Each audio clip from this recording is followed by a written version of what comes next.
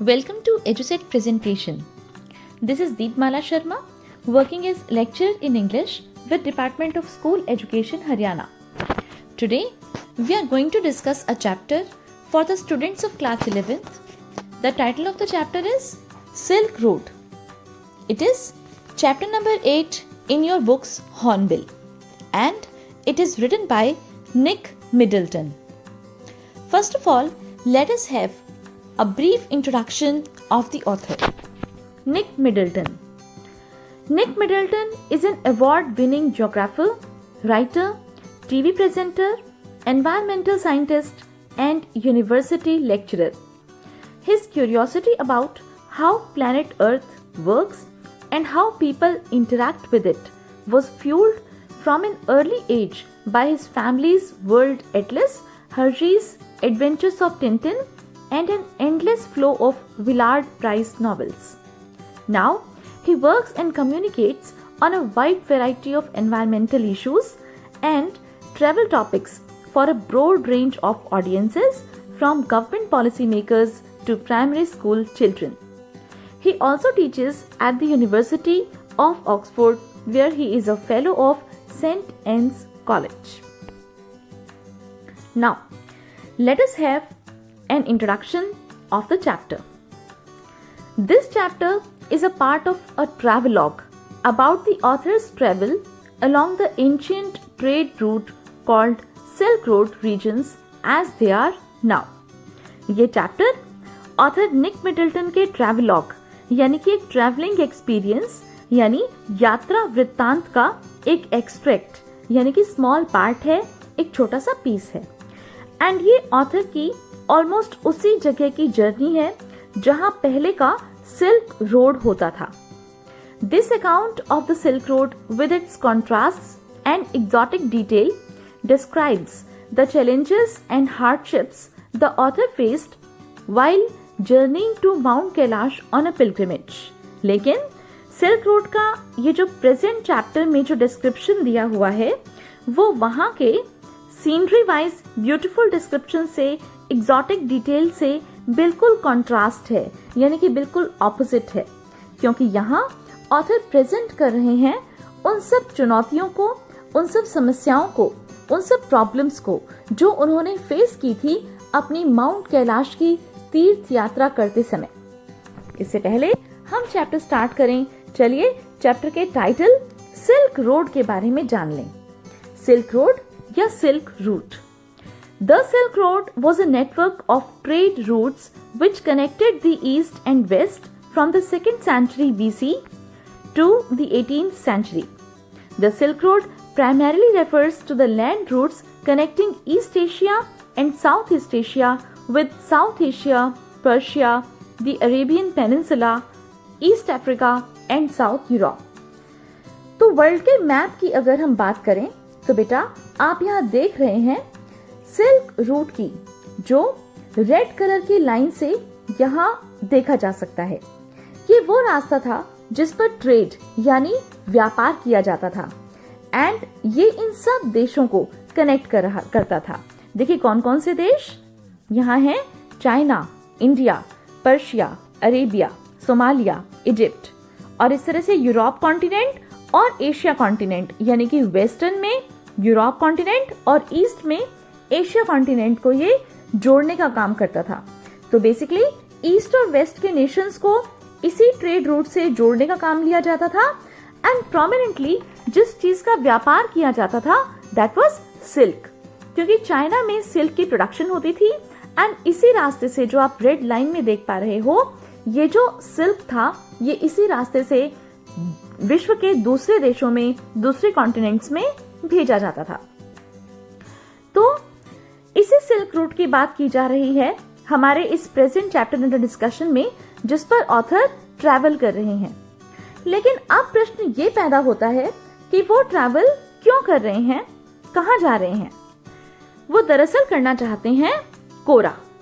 अब देखिए कोरा क्या है. सी Silk Road is about the author's journey which starts from slopes of Ravu to Mount Kailash. This was to complete the Kora, a Tibetan word that means circumambulation or revolution. In broader terms, it is a term that is often used to refer to the entire pilgrimage experience in the Tibetan regions. Thus, it gives an account of the journey they experience. Moreover, the main aim of the journey was religious mostly. कहने का मतलब क्या है कि author यहाँ करना चाहते हैं कोरा. कोरा का मतलब है जनरली या ब्रॉडली हम अगर इसकी बात करें तो ये एक तिब्बतन भाषा का शब्द है, तिब्बतीय भाषा का शब्द है, और तिब्बती भाषा में कोरा का मतलब होता है तीर्थ यात्रा. या फिर इसे इस तरह से भी समझा जा सकता है कि जैसे अलग अलग रिलीजन्स में अपनी डीटी की वर्शिप करते समय, अपने भगवान की वर्शिप करते समय भगवान के चारों ओर एक परिक्रमा की जाती है, एक चक्कर लगाया जाता है, तो इसे भी कोरा कहा जाता है. तो यहाँ पर बेसिकली जो ऑथर है निक मिडल्टन, वो इसी रिलीजियस पर्पज से अपना ट्रैवलिंग एक्सपीरियंस हमसे शेयर कर रहे हैं. और वो कहाँ की कोरा करना चाहते हैं, कहाँ जाना चाहते हैं? वो जाना चाहते हैं माउंट कैलाश. और वो अपनी ये जो ट्रैवलॉग है, या हम कह सकते हैं कि ये जो अपनी पिलग्रिमेज है, ये स्टार्ट करते हैं रावू से, क्योंकि उनका जो पर्पस है वो रिलीजियस है. इसलिए ये जो ट्रैवल एक्सपीरियंस है ये एक रिलीजियस पर्पस के लिए है, एंड इसीलिए इसे हमने पिलग्रिमेज का नाम दे दिया. तो इन शॉर्ट कोरा मीन्स पिलग्रिमेज, जिस पर निक मिडल्टन चलना स्टार्ट करते हैं. Now let us have a brief introduction of the characters of the story. First of all we have the author. Author कौन है ये तो आप जानते ही हैं, Nick Middleton. He is a professor of geography at Oxford University and an environmental consultant. Then we have Satan. He is the driver of the car hired by the author for the journey, as well as being a tourist guide. Then we have Daniel. He is a co-passenger from Lhasa who traveled part of the time with the author. Then we have Norbu. He is a Tibetan working at an academy in Beijing who wants to carry out the pilgrimage to Mount Kailash. Now, with these characters, we now start discussing the point-wise summary of the chapter Silk Road. Let us start the summary now. Departure from Ravu. The author left Ravu along with Daniel and Satan, who was a tourist guide. अब author ने अपनी जो ये pilgrimage है, अपनी जो ये यात्रा है, धार्मिक यात्रा है, इसकी शुरुआत की थी रावू नाम की एक जगह से, जहां पर उनके साथ थे डेनियल, जो कि एक को पैसेंजर थे, मीन्स उनके साथ यात्रा कर रहे थे. लेकिन डेनियल जो है वो उनके साथ कुछ ही समय तक यात्रा करेंगे और उसके बाद डेनियल जो है उनको ल्हासा के लिए निकलना था, तो वहां चले जाएंगे. और सेटन जो है वो ऑथर के ड्राइवर हैं, तो इन दोनों के साथ उन्होंने अपनी ये यात्रा शुरू की थी. सेटन जो है वो टूरिस्ट गाइड भी हैं, क्योंकि वो गाइड करते रहते हैं उन सभी टूरिस्ट को, उन सभी यात्रियों को जो कि इस तीर्थ यात्रा को करने के लिए आते हैं. Before living Lhamo, the lady who had provided them accommodation at Ravu gave the author a gift of a long-sleeved sheepskin coat as they were going to Mount Kailash, where it would be very cold. चलने से पहले लामहो एक लड़की है, एक lady है, जो कि ऑथर को एक शीप स्किन कोट गिफ्ट करती है एज अ फेयरवेल प्रेजेंट, क्योंकि एक बार ऑथर ने डेनियल के थ्रू लामो को बताया था कि वो माउंट कैलाश की पिलग्रिमेज करना चाहते हैं, तीर्थ यात्रा करना चाहते हैं. तो लामो ने ये कहा था कि यदि वो माउंट कैलाश की यात्रा के लिए जाएंगे तो वहां तो बहुत ठंड होगी, एंड उसके लिए ठंड को रोकने के लिए उन्हें वार्म क्लोथ्स की जरूरत होगी, एंड इसीलिए वो चलने से पहले ऑथर को एक शीप स्किन का जो कोट है वो गिफ्ट करती हैं. Tsetan knew a shortcut to reach the mountain. अब जैसे वो गाड़ी में बैठते हैं, सेटन कहता है कि मुझे एक शॉर्टकट पता है कि किस तरह से हम जल्दी से माउंट कैलाश पहुंच सकते हैं. He said the journey would be smooth if there was no snow. जब ऑथर ने उनसे पूछा कि क्या ये जो जर्नी है ये ठीक तो रहेगी, यानी कि ये जो रास्ता तुम चूज कर रहे हो शॉर्टकट का, ये सही तो रहेगा हमारे लिए, तो उसने कहा कि हाँ जी ये बिल्कुल सही रहेगा अगर हमें रास्ते में स्नो नहीं मिलती तो. तो इस तरह से ऑथर चल पड़ते हैं डेनियल के साथ और सेटन ड्राइवर के साथ अपनी कोरा यानी कि पिलग्रिमेज के लिए, तीर्थ यात्रा के लिए माउंट कैलाश मानसरोवर के लिए. On their way they saw drokbas. As they passed through the hills, they saw individual Drogpas, nomad shepherds, looking after their flocks. Both men and women were seen. They were wearing thick woolen clothes. They would stop and stare at their car, sometimes waving to them as they passed. अब जब उन्होंने चलना start किया तो रास्ते में उन्हें कुछ शेपर्ड्स मिले जिन्हें कि ड्रॉगबास कहा जाता है। ये ड्रॉगबास मेन भी थे और विमेन भी थी। वो उनकी कार की ओर कुछ देर देखते और उनमें से कुछ तो उनकी कार की ओर देखकर उन्हें वेव भी करते, जैसे कि उन्हें वो बाय कह रहे हों। उन्होंने भी थिक कपड़े, वुलन कपड़े पहन रखे थे। Now they encountered with Tibetan mastiffs. As they passed the nomads' tents, they saw some Tibetan mastiffs, which were dogs used by the shepherds. जैसे ही वो नॉमेड्स के टेंट्स के पास से जा रहे थे, नॉमेड्स का मतलब आप समझते हो? जी हाँ, खाना बदोश पीपल जो कि टेंट लगाकर रहते हैं। तो जब वो उनके टेंट्स के पास से जा रहे थे, उनकी कार वहां से जा रही थी, तो उन्होंने देखा कि तिब्बतन मास्टिफ्स जो हैं, डॉग्स जो हैं, वो उनका पीछा कर रहे थे। अब ये जो मास्टिफ्स हैं, ये दरअसल डॉग की काफी स्ट्रॉन्ग ब्रीड होती है। When the car came close to their tents, they would bark furiously and fearlessly. जैसे ही कार उनके टेंट्स के पास आती, वो उनकी ओर बहुत तेजी से दौड़ते और भौंकते। They would chase the car for some distance and would then go back. और वो काफी दूर तक कार का पीछा भी करते। एंड एक आध बार तो ऐसा भी हुआ कि सेटन को जो कार है उसको बहुत ही जल्दी से टर्न करना पड़ा मैस्टिफ से बचाने के लिए। In earlier days, Tibetan mastiffs became popular in China's imperial courts as hunting dogs. They were brought along the Silk Road as a tax payment from Tibet. और अब ऑथर को ये बात समझ में आ जाती है कि तिब्बतन मास्टिफ्स को चाइना के इंपीरियल कोर्ट्स में क्यों रखा गया था। उन्हें हंटिंग डॉग्स के रूप में रखा जाता था एंड उन्हें टैक्स पेमेंट के रूप में लाया जाता था तिब्बत से, और इस सिल्क रोड से ही उन्हें लाया जाता था। Ice blocks the road. The turns became sharper and more difficult as they climbed. The author started getting a severe headache. Suddenly, snow started falling and soon blocked the route.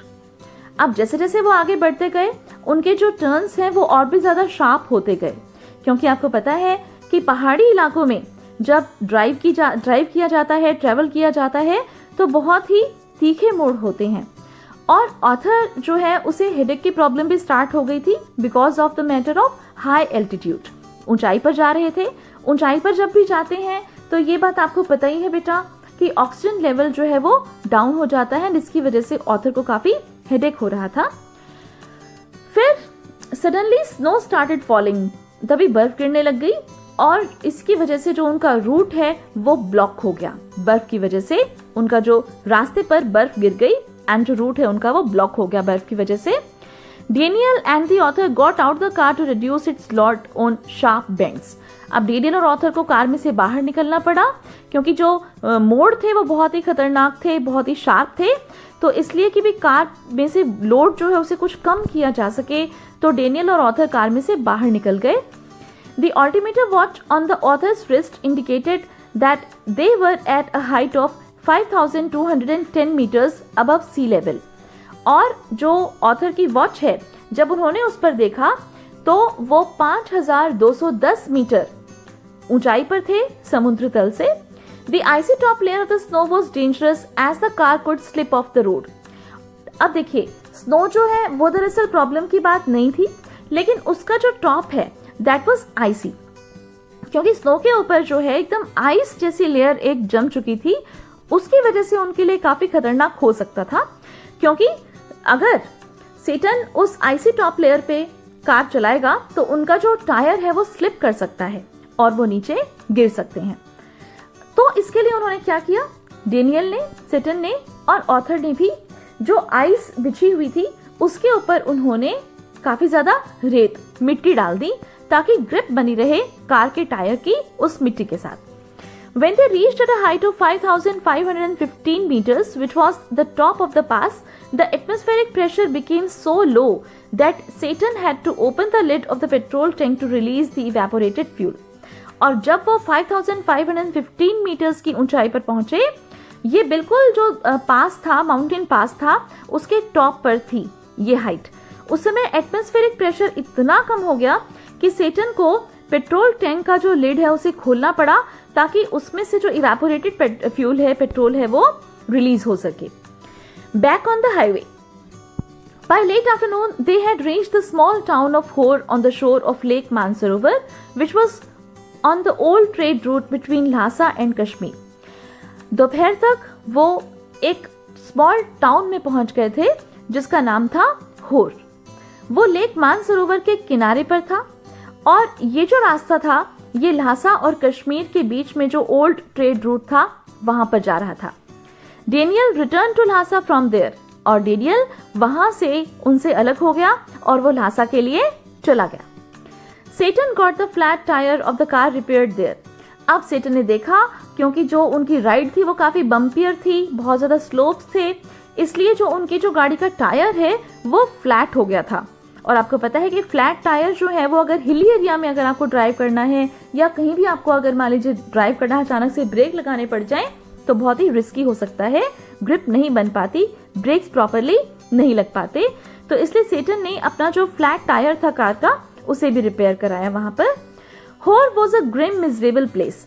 अब author यहाँ पर present कर रहे हैं अपने experience को होर ए small town के साथ। There was no vegetation whatsoever, just dust and rocks. तो ऑथर हमें बताती हैं कि होर जो है वो बहुत ही बुरी जगह थी क्योंकि वहां पर चारों ओर गंदगी गंदगी थी, हरियाली नाम की कोई चीज नहीं थी, हर जगह धूल, मिट्टी, चट्टाने, टूटे हुए पत्थर, बस यही सब उसे दिखाई दे रहा था। There was accumulated rubbish everywhere, जगह जगह पर कूड़े के ढेर थे। Unlike the past, the place no longer appeared holy. अब इससे पहले भी ऐसे कुछ टूरिस्ट आए थे जिन्होंने होर विजिट किया था एंड देन उन्होंने अपने एक्सपीरियंस में, अपनी बुक्स में ये एक्सपीरियंस शेयर किया था कि उनको कितना अच्छा लगा था होर में आकर मानसरोवर लेक की ब्यूटी को देखकर। लेकिन ऑथर कहते हैं कि वो एक्सपीरियंस उन्हें यहाँ पर देखने से नहीं मिल पा रहा था। By 10:30 p.m. they reached Darchan, where they found a guest house to stay. अब होर में 10:30 होर से निकल गए वो और 10:30 p.m. पर वो डार्चन पहुंच गए। डार्चन में गेस्ट हाउस में वो रुके। It was the end of the road. The author had a very troubled night. His nostrils were blocked and he was not able to get enough air into his lungs. Most of the night he sat up as he was unable to sleep. अब जैसे ही वो डार्चन में पहुंचे रात को 10:30 बजे, author और सेटन एक गेस्ट हाउस में ठहर गए। लेकिन उस रात को बहुत ही दिक्कत हुई हमारे ऑथर को। क्यों? क्योंकि उसकी नाक जो है वो पूरी तरह से बंद हो चुकी थी, उसके साइनस एकदम ब्लॉक हो गए थे, उसे बिल्कुल भी ऑक्सीजन नहीं मिल रही थी, वो सांस नहीं ले पा रहा था क्योंकि उसे प्रॉब्लम थी ऊंचाई से भी एंड उसकी बंद नाक से भी। जैसे ही वो सोने की कोशिश करता उसे लगता कि जैसे वो मर जाएगा, सुबह उठ ही नहीं पाएगा, इसलिए वो जल्दी से उठ के बैठ जाता। तो सारी रात उसने बस ऐसे ही बैठ कर और इस तरह से ही उसने बिताई। उसकी हालत बहुत ही खराब हो गई थी। इसलिए the next day Tsetan took the author to the Darchen medical college. Tsetan यानी कि उसका ड्राइवर ऑथर को डार्चन मेडिकल कॉलेज में ले गया। The author told him it was just the cold and the altitude which were giving him trouble. अब वहां पर जो ऑथर बैठा हुआ था उसने भी कोई व्हाइट कोट नहीं पहना हुआ था, वो भी एक सिंपल जैसे मान लीजिए वार्म क्लोथ्स पहनकर ही बैठा हुआ था। और उसने बताया कि ऐसी कोई खास बात नहीं है ऑथर के साथ, उसे जस्ट एल्टीट्यूड यानी कि ऊंचाई के कारण से प्रॉब्लम हो रही है और उसे जुकाम भी है। The doctor gave him some medicine and that night the author was able to sleep well. तो ऑथर थे उसे डॉक्टर ने कुछ मेडिसिन दे दी और उस रात को ऑथर को ठीक से नींद आई। 5 दिनों के लिए दवाइयां डॉक्टर ने दी थी। Tsetan left the author in Darchen and went back with the car to Lhasa. अब सेटन ने ऑथर को डार्चन में छोड़ दिया और वहां से वो अपनी कार में बैठकर ल्हासा के लिए निकल लिया।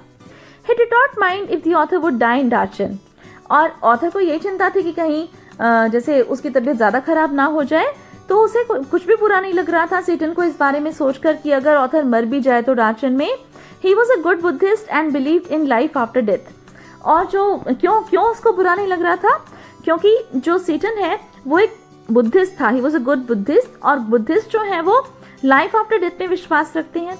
वो ही सोच रहा था कि अगर भगवान के पास आकर यदि ऑथर मर भी जाता है तो इससे कोई बुरी बात, मतलब इसमें कोई बुरी बात नहीं है, बल्कि ये अच्छी बात है। However, he was worried that the author's death could affect his business as he may not get more tourists to required to be accompanied till where the road ended. लेकिन फिर उसे लगा कि ये उसके प्रोफेशन के लिए एज ए टूरिस्ट गाइड, उसके लिए बिजनेस के लिए ये चीज़ बुरी हो सकती है, क्योंकि फिर लोग ये सुनकर कि वहाँ जाकर तो लोग मर ही जाते हैं, क्या पता आगे चलकर घूमने के लिए या पिलग्रिमेज के लिए ना आए. The author looks for a companion and meets Norbu. Like Hor, Darchan was dusty and a lot of rubbish could be seen all around. अब ऑथर बताते हैं कि जब वो डार्चन में घूम रहे थे, डार्चन को देख रहे थे, तो उन्होंने यही महसूस किया कि होर की तरह से डार्चन भी कुछ ज्यादा सुंदर या प्रेजेंटेबल जो है प्लेस नहीं थी. The town appear to be sparsely populated, और उस टाउन में ज्यादा लोग भी नहीं थे. एंड जो लोग थे वो बहुत ही शांति का जीवन वहां पर जी रहे थे. जो लेडीज थी वो ठंडे पानी से अपने सर धोती देखी जा सकती थी. जो जैसे मान लीजिए आदमी थे वो भी इकट्ठे होकर बिलियर्ड्स का गेम खेल रहे थे. जो दुकानदार थे वो भी आराम से अपना काम कर रहे थे. और इस तरह से जो भी ग्रोसरी की चीजें हैं वो ऑथर ने वहां से खरीदी अपनी जरूरत की. अब ऑथर को तलाश थी कुछ ऐसे पिलग्रिम्स की, तीर्थयात्रियों की, जो उसके साथ इस यात्रा पर आगे जा सकें, क्योंकि वो वैसे तो अकेला भी चला जाता, लेकिन उसको ये प्रॉब्लम थी कि अगर रास्ते में बर्फ मिल जाती है तो वो कहाँ जाएगा, क्या करेगा. प्रॉब्लम उसके साथ ये थी कि एक तो उसकी तबीयत पहले से ही खराब थी, दूसरी बात उसके साथ ये हो गई कि बर्फ का नहीं पता था कि बर्फ वहां पर मिल सकती है कि नहीं मिल सकती, राइट. और तीसरी बात यह कि अगर मान लीजिए वो किसी से पूछना भी चाहे कि भी रास्ते में बर्फ मिलेगी या नहीं, तो वो किसी से पूछ भी नहीं पा रहा था, क्योंकि वो एक इंग्लिश स्पीकिंग पर्सन था और उस जगह पर डार्चन में किसी को भी इंग्लिश बोलनी नहीं आती थी. तो बेटा एग्जाम में कई बार ये क्वेश्चन पूछ लिया जाता है कि which problems were faced by the author while travelling to Mount Kailash. तो आप बेसिकली इन 3 प्रॉब्लम्स का जिक्र करोगे कि he was having difficulty in breathing as his sinus was blocked. Okay, he was not feeling well, he was ill, he was sick. Second thing you will tell कि he had language problem because he was unable to speak that language, okay, Tibetan language, and he was English speaking person, but nobody out there was understanding English language. And third thing was the problem related to the snow. He wanted to ask whether there will be snow on his way to Mount Kailash, which he was unable to ask and get the information about. So these were the basically 3 problems which the author was suffering from. Now there were no pilgrims as the season had not yet started. लेकिन उसके पास कोई साथ में pilgrims ही नहीं थे, कोई तीर्थयात्री ही नहीं थे जो उसके साथ माउंट कैलाश के लिए चले जाएं, क्योंकि अभी तक जो सीजन है वो स्टार्ट नहीं हुआ था. इसका मतलब क्या था कि ऑथर जो है वो बहुत ही जल्दी वहां पर पहुंच गया था. He had reached there too early. He actually wanted to reach Mount Kailash to do Kura to get a feel of what a pilgrimage was like. Actually उसका जो पर्पस था वो मैंने आपको स्टार्टिंग में बताया था जब मैंने थीम डिस्कस किया था चैप्टर का, कि वो ये सोचकर जा रहा था कि वो एक रिलीजियस पर्पस से जा रहा है. वो इस चीज को इस एग्जॉटिक एक्सपीरियंस को महसूस करना चाहता था कि कैसा फील होता है जब आप किसी तीर्थ यात्रा पर जाते हो, आप अपने गॉड के पास जाते हो, आप ऐसी डेटी के पास जाते हो जिसकी आप वर्शिप कर रहे हो, तो उस समय वहां जाकर कैसा फील होता है. But he didn't want to do it alone, लेकिन वो उसे अकेला नहीं करना चाहता था. He was looking for someone who could speak और अंडरस्टैंड इंग्लिश. उसे बस अब इसी चीज की तलाश थी कि कोई उसको ऐसा साथी मिल जाए, ऐसा पिलग्रिम मिल जाए या तीर्थयात्री मिल जाए उसके साथ, ऐसा कोई पैसेंजर मिल जाए जिसे इंग्लिश आती हो, जो समझ सकता हो इंग्लिश में बोलना. When he was sitting in the only cafe at Darchen, Norbu, a plump Tibetan working and teaching at the Chinese Academy of Social Sciences, saw him reading an English book. अब जो author है वो एक ही cafe था वहां पर डार्चन में, वहां पर बैठा हुआ था और वो एक इंग्लिश बुक अपने साथ लेकर गया था, उसे पढ़ रहा था. तभी एक इंसान जिसका नाम था नोरबू. अब देखिए ये जो नोरबू है ये भी हमारी स्टोरी का एक इंपॉर्टेंट कैरेक्टर है, क्योंकि कई बार इस पर बेस्ड क्वेश्चंस एग्जाम में पूछ लिए जाते हैं और बेसिकली यही क्वेश्चन पूछा जाता है कि हु वाज नोरबू. तो नोरबू कौन था, ये इंट्रोडक्शन मैंने आपको चैप्टर स्टार्ट करते समय बताया था जब स्टोरी के मेन कैरेक्टर्स हमने डिस्कस किए थे. एंड एक बार फिर से आप समझ लीजिए कि नोरबू जो है वो एक तिब्बतन है. ओके, बेसिकली वो तिब्बत से बिलोंग करता है. प्लम्प का मतलब वो थोड़ा सा फैट है. वो कहाँ पर काम करता है, वो काम करता है बेसिकली बीजिंग में at the Chinese academy of social sciences में. और उसने देख लिया कि ऑथर जो है वो कैफे में बैठकर कोई इंग्लिश बुक पढ़ रहा था. So Norbu introduced himself to the author. तो नोरबो उसके पास आ गया, ऑथर के पास आ गया, पूछा कि क्या मैं आपके पास बैठ सकता हूँ, और क्योंकि उसने पूछा कि क्या आप इंग्लिश हो, क्योंकि वो इंग्लिश की बुक पढ़ रहा था। तो इस तरह से उन दोनों के बीच में आपस में बात होती है, और बात ये होती है कि जो ऑथर है उसको ये समझ में आ जाता है कि नोरबो जो है वो भी पिलग्रिमेज करने के लिए आया है। हालांकि उसका जो पर्पस था वो रिलीजियस नहीं था, वो अपनी रिसर्च के पर्पस के हिसाब से आया था। लेकिन ऑथर फाइनली बहुत ही खुश हो जाता है कि उसे एटलीस्ट कोई मिल गया जिसके साथ वो पिलग्रिमेज कर सकता है। He also was there to do Kora, although he was not a religious person. So both of them decided to do the Kora together. अब जब ऑथर ने उससे पूछा कि तुम कोरा कैसे करोगे, आगे तो चढ़ाई है, तो फिर नोरबो ने कहा कि ठीक है, हम याक्स को हायर कर लेंगे और इस तरह से मैं कोरा कर पाऊंगा। लेकिन फिर भी वो बहुत ही हंसी मजाक कर रहे थे एक दूसरे के साथ, क्योंकि नोरबो जो है वो काफी फैट था और ऑथर भी ये कहता है। ऑथर ने उससे जब पूछा कि क्या तुम्हारे पास सारा सामान है, तो नोरबो ने कहा कि no, he was also as ill equipped as he, यानी कि उसके पास भी इतनी कुछ विशेष जानकारी या इन सब चीज़ों के बारे में नॉलेज या सब चीज़ें नहीं है जितने की होनी चाहिए एक इस तरह की पिलग्रिमेज को करने के लिए, जो कि काफ़ी डिफिकल्ट कंसीडर की जाती है। एंड इस तरह से दोनों हंसी खुशी अपनी जो कोरा है उसके लिए एग्री करते हैं और वो डिसाइड कर लेते हैं कि वो दोनों इकट्ठे मिलकर इस पिलग्रिमेज को कंप्लीट करेंगे। और इसी के साथ हमारा ये जो चैप्टर है it comes to an end. आप इस चैप्टर के क्वेश्चन आंसर्स ट्राई कीजिएगा, it is your homework. Thanks a lot for watching, thank you so much.